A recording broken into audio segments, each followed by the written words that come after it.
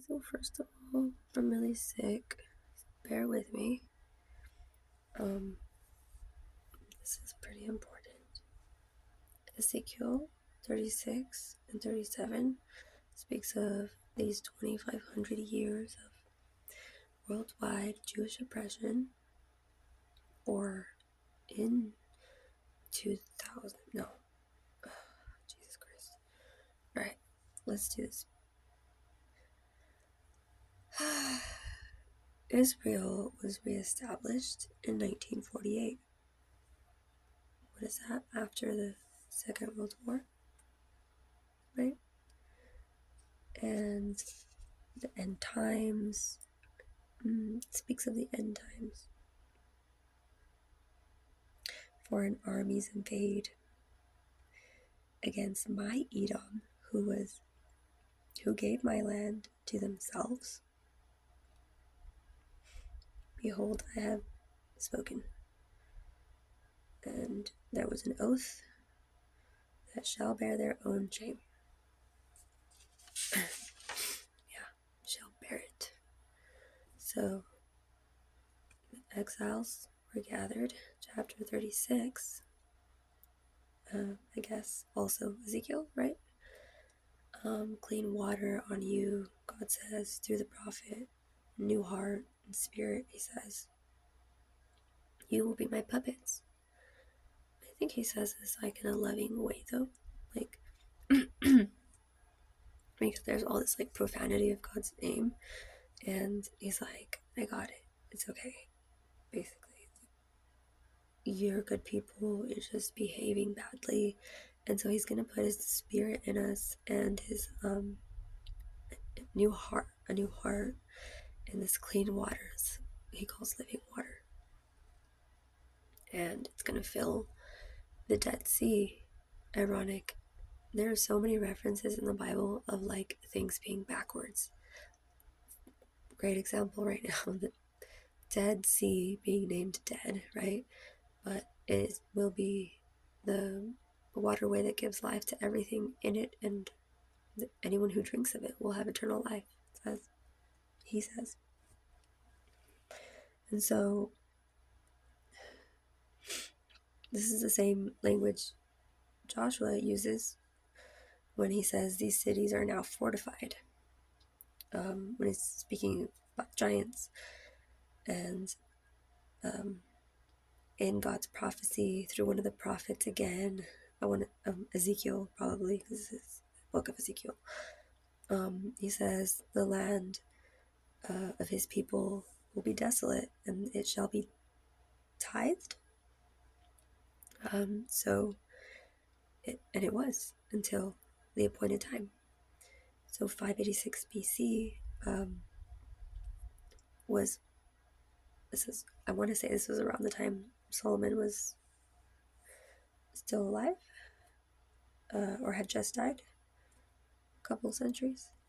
No big deal, right? A couple centuries. The land of Israel remained desolate during this time, so no one would care for it. The Egyptians didn't do much with it. They're just like chilling because they're like, I'm right. And God didn't make it fruitful on purpose. He allowed this because he called the land desolate instead of the people who abandoned it.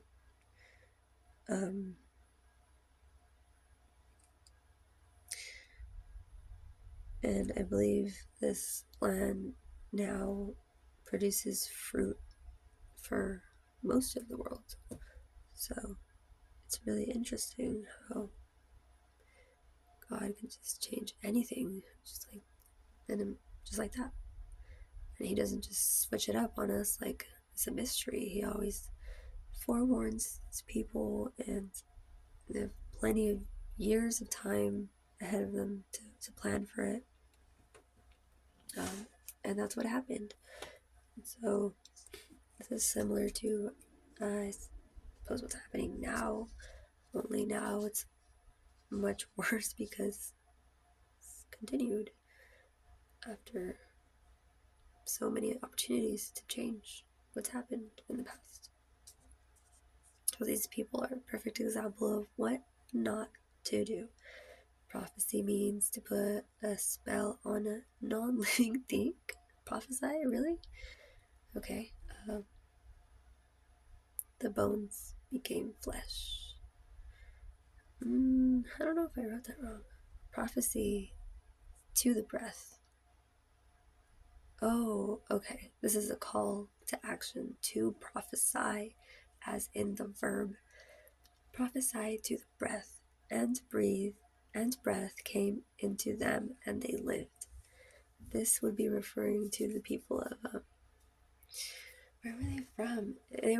They were one of the giants that went off into their own things, little cities, and they lived in a cave.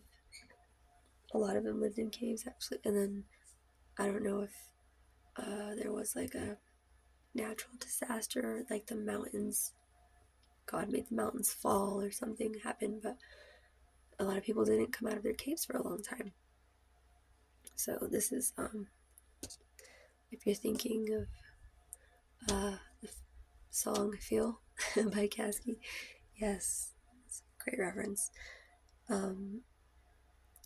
So they lived by, it was their bones were like left over in a cave. This is like mysticism of like, this is the story that they call mysticism, but I mean, I believe it to be just as true as anything else, because if all these stories go together, then they make sense. So he gave the bones breath and they came to life. And there's apparently in that same cave, these people found manuscripts of this law of God that they received thousands of years before they died. I gotta find the name for them. So they were scattered and massacred and oppressed and abandoned by foreign empires until 1948. The Jews, heavily persecuted even today. This is the strangest thing in the world to me. I don't get it. Olin was his name. Returned to Israel. I think I'm gonna have to look him up because it doesn't even ring a bell right now. Olin. Returned to Israel. Says. So Zephaniah 3 is relevant, verse 9, where everyone at the time spoke one language. So it made sense that it was a form of restoring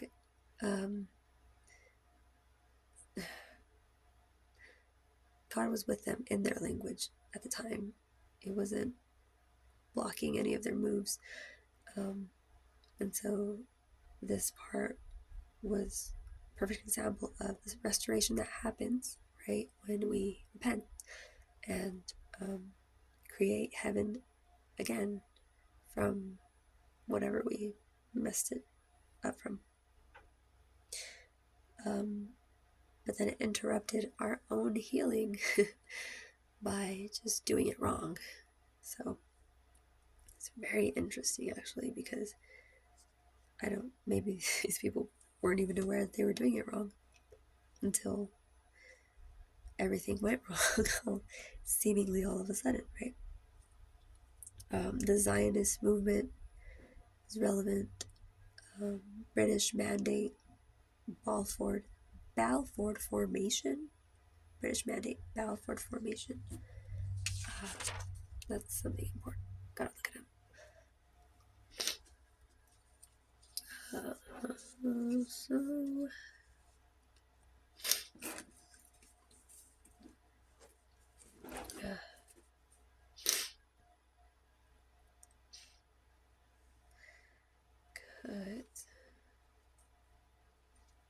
What?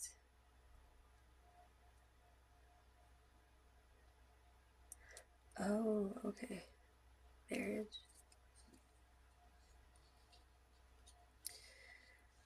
So we didn't finish Corinthians, but the first 7 chapters basically summarized in a few words. It's about the division of communities and how it correlates with God's grace, as in choosing right or wrong, how the division of communities basically correlates with division of the wisdom in that community, right? So if we're choosing the same things and we're wise, those things go together, right? But he who dwells too heavily in the future or the past or wherever he might go sojourning, then he is of the sojourner community, right? It wouldn't be of a local community. So certain things go together, and that's fine. The purpose there was to combine the idea of division and the community not being divided at all. So God's wisdom, above all, that one's obvious. Chapter 3 is about building God alone because of how the Masons started building other so-called temples, but they were like hidden from people and they rejected Jesus and all this stuff. So chapter 4, Paul says to imitate me. At the time I read that, I thought he was talking about traveling. I mean, like, he travels the world and he just talks to people about Christ. And it makes sense now, right? Because people are still going on missions, still doing all these things today. Jesus, when he spoke to the Pharisees, he's like, you guys are hypocrites because you go and you find one person. You travel all the way across the world just to find one follower. And then when he follows you, you don't even teach him right. And so I imagine Paul saw this as like a example to just think, how can I say this right? So he just tells the whole community, hey, just imitate me. It's easy. Look, we don't need leaders, followers. We're all a community. At least it should be simple, right? I remember one of my favorite verses in those chapters. He's talking about, he says, I wish you were kings so that I might be kings with you. He's referring to king in the sense that a king is someone who makes the right choices for himself and his people. Not a dictator. It's like crucifying. So community disputes. Wow, so sick. Should be handled within the community. That's verse 6. Interesting how it refers to disputes because it's it's verse 6 and it's of fear. It's of the nature of something that humans tend to fear. There you go. So oftentimes we just avoid the whole community, or we avoid the disputing, and it doesn't solve anything and it never goes away. So fortunately enough, he mentioned it, and it's in the right order. You'll notice a lot of these 6th verses and 6th chapters relate to fear pretty often. Either the dominance over fear, or being divided because of it. And then 7 talks about marriage and remaining divided, or remaining still, or remaining wise, remaining unmarried, remaining in whatever we do to continue in it, because our time is short. Wise builders. And I don't know how it's definitely relating to the Masons. The marriage thing, their marriages were, they took marriage very seriously. Okay.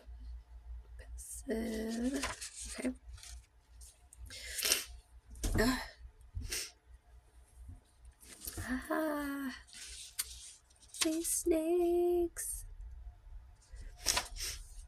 These snakes. Okay.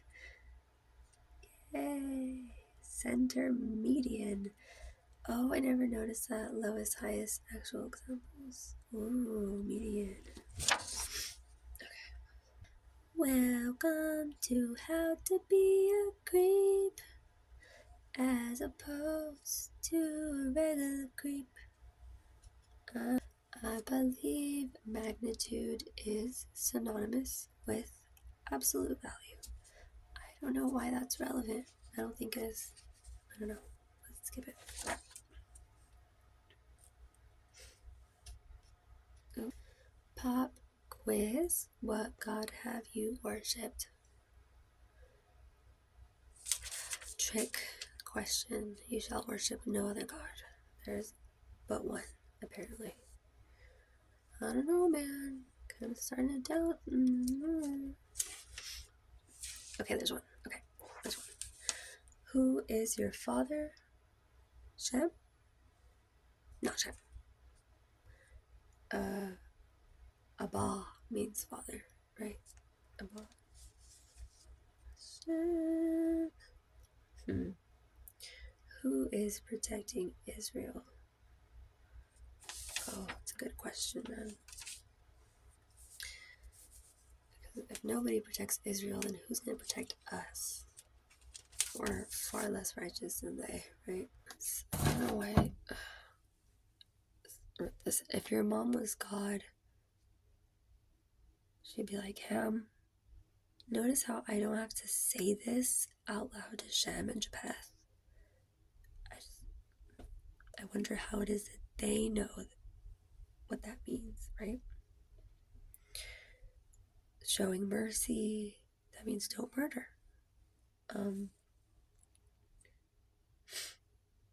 But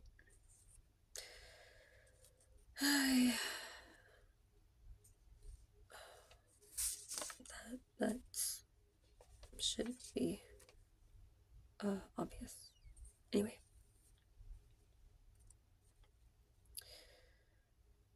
after the flood of Noah's Ark,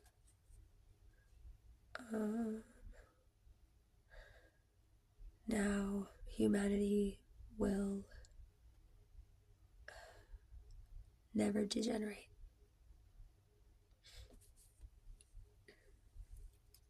Okay, so if we followed the 7 commandments of the Noahide moral code given to Noah and his children after the flood, then we would never degenerate. Have we followed that? Not even close. Not at all, actually. So it makes sense that we're degenerating, actually. And like everything that's going on with Israel, like, wow, there couldn't be a bigger sign that humanity is regressing into a jungle. So he's not wrong. I'm just saying. And God even was like, you better quit doing these specific things now, today, immediately. He said those things, not in those words. He said that. So,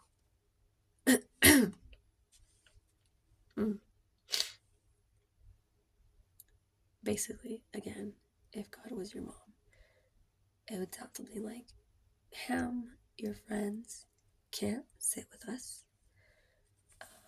Not your imaginary ones. No pictures. Don't bow to them. Don't serve them. Or your kids will grow long noses. I think I just made that up, though.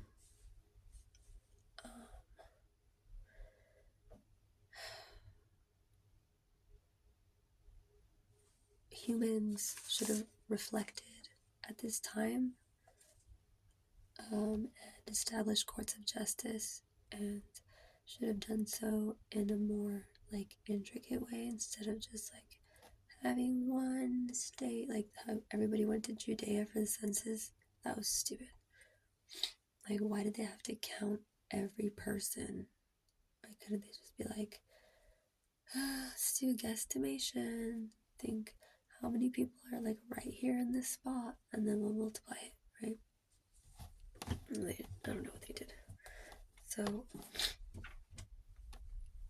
I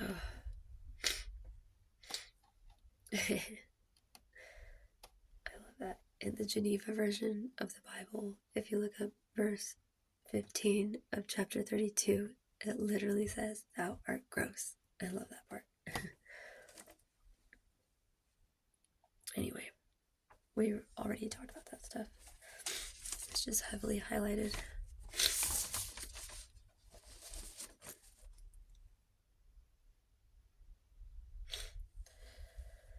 So, like, here we go. How do I say this? Until the Ten Commandments are regularly practiced by everyone all the time, it's completely fair to repeat things to people as much as you want, and it's just not bad ever. Oh yeah, because they need to get it. That's their number one job. That's all they need to do. So it's their fault if they don't. And they're stupid. And they'll probably sit there and complain about it, about you repeating yourself, because they're all ashamed of it. They're like, let's call them a repeater. And then, Peter actually means rock, right? So Jesus was like insulting him when he renamed him Peter, but he probably didn't want to tell him because he was like laughing on the inside or something. I don't know. But he knew that he would betray him. So he's like, I'm going to call you Peter. It's like, it kind of hit me in the side like a rock that hurts, that I don't like. No one spoke of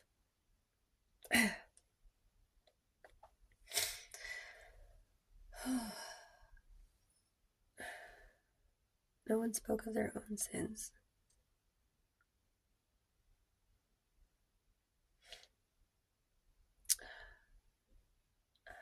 You know. Let's make a rap. Ready? It'll be sickly. Shit, they're secretly ashamed of. They call it a repeat. Even when no one spoke of the shit they're reaping. I don't need to trip you up. You stay creeping me out. Oh, I don't care what I said. I know you see what I didn't do. All fire. Welcome. Ugh.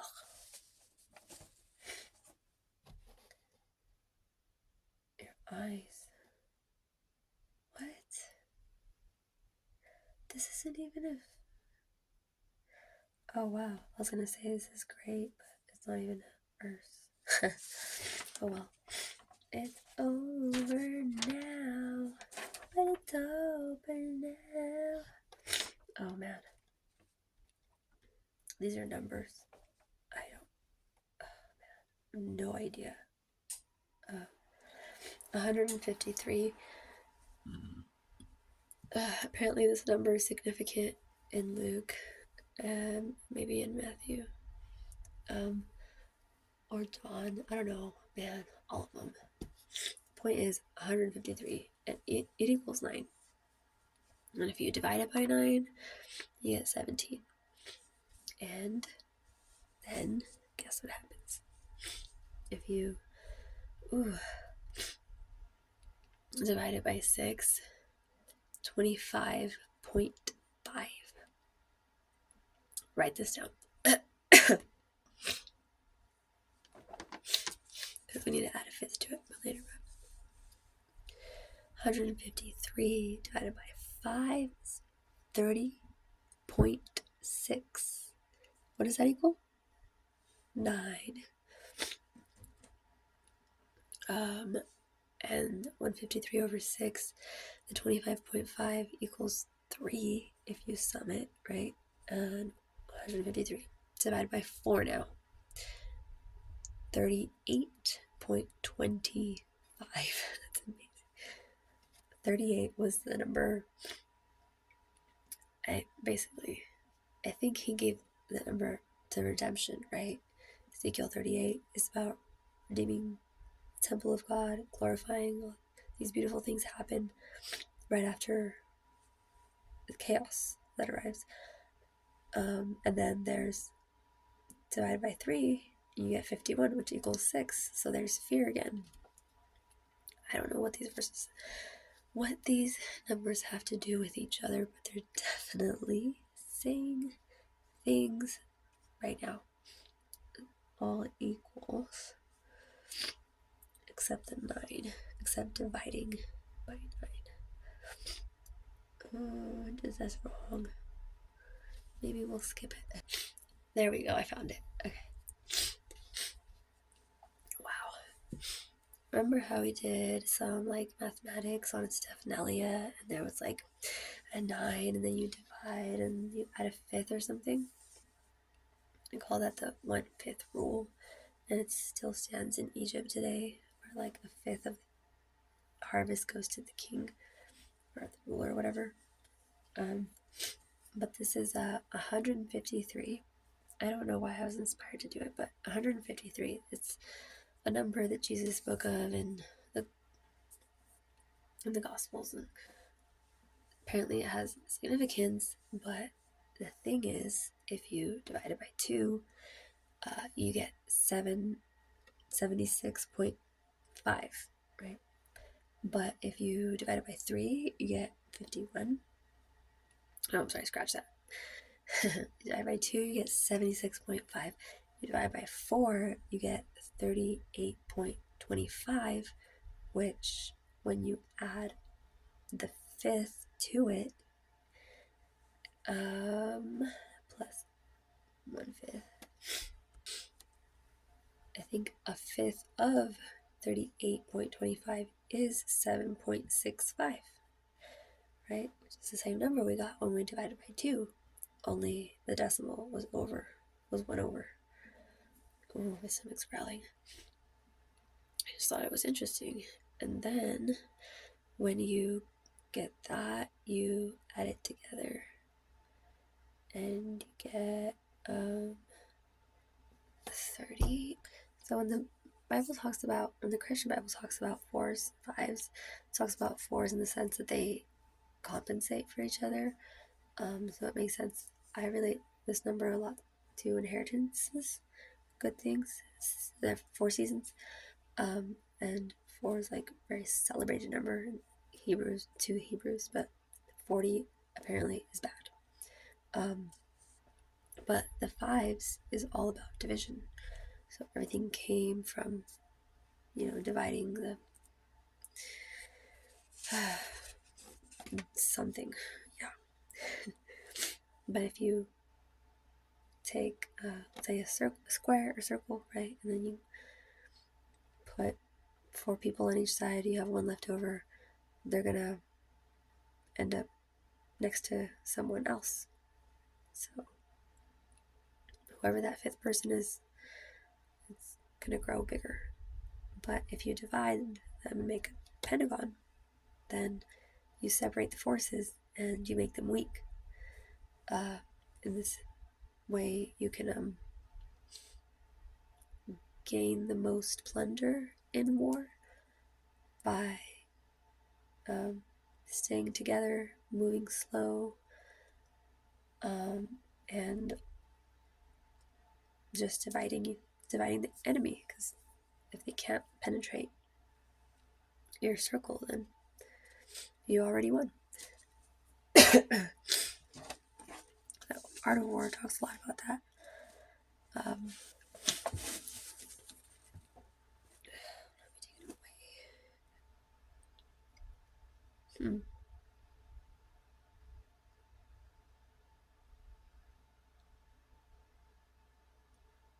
Okay.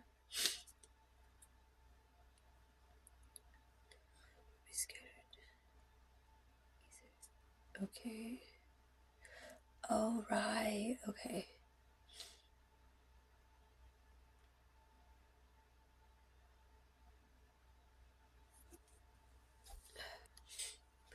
So psychologists today say that if we say something enough times, it loses meaning. And this is a practice used in meditation, where you repeat the same word over and over, and then you start to feel like it sounds really weird because you're dwelling on it.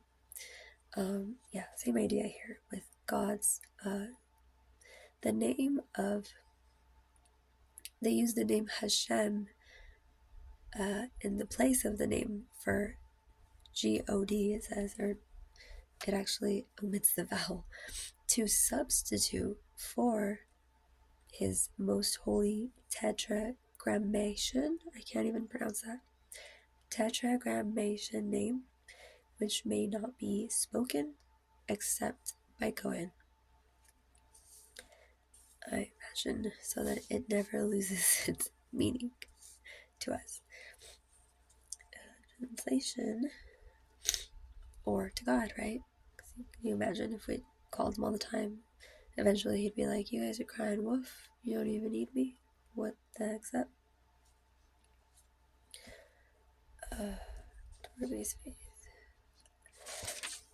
Oh, Jesus.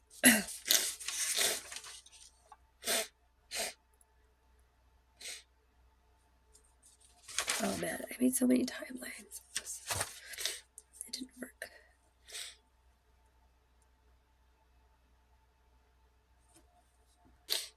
I don't know if I could be wrong, but I think Acts 10, Daniel 8, and Ezra 9 go together. Those are not for today. This is so beautiful.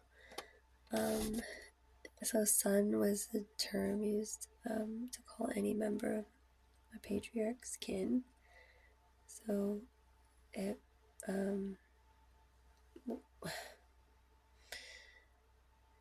it held a different meaning than when the Senate tried to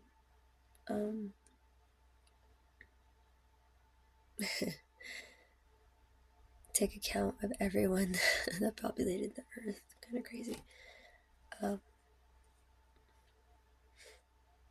But it was clear that what their objective was behind that, which was military power, right?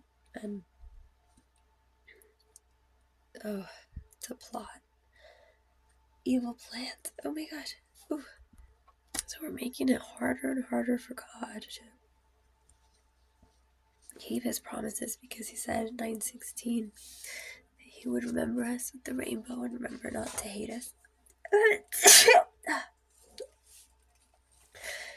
It's probably hard to do that, right? Especially after you declare it and it's still not good enough for people. They're like, we'll believe it when we see it, God. And then they're like being bad on top. It's like, wait, you really expect me to bless you people when you're being like that? That's fucked up. Oh, wow. The rare and the wildflower. I don't know. I think the 4 is the rare. The 3s are the wildflowers. Everything.